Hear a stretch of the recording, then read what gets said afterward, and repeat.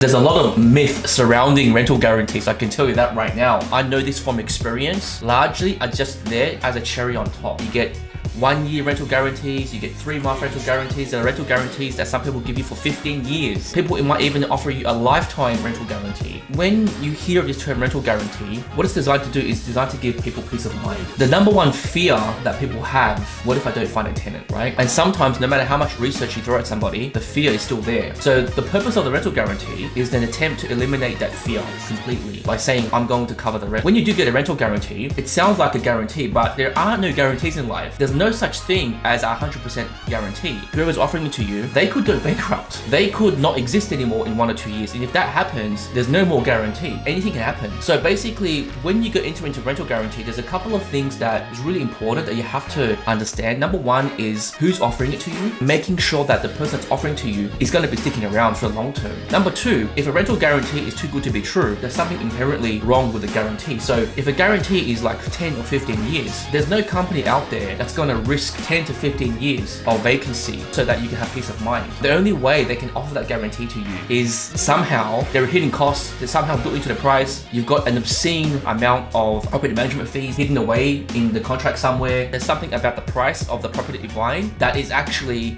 covering for the rental guarantee. In a 10-year rental guarantee or even a 5-year rental guarantee, there's no way in hell that the person offering to you is taking that risk. Sometimes there are genuine rental guarantees, and those ones typically only last for about 1 or 2 years. It's just designed to make it easier for you to buy the property. The person that's selling you the property is already making their normal margin. They can probably stomach 1, 2, or 3, or maximum maybe 4 weeks of vacancy over the next 1 or 2 years, and they've already pre-calculated that into their costs, and therefore that's something they can stomach. Those ones I would say are genuine rental guarantees, where there's no funny business going on. It's purely just there just to give you peace of mind and nothing more.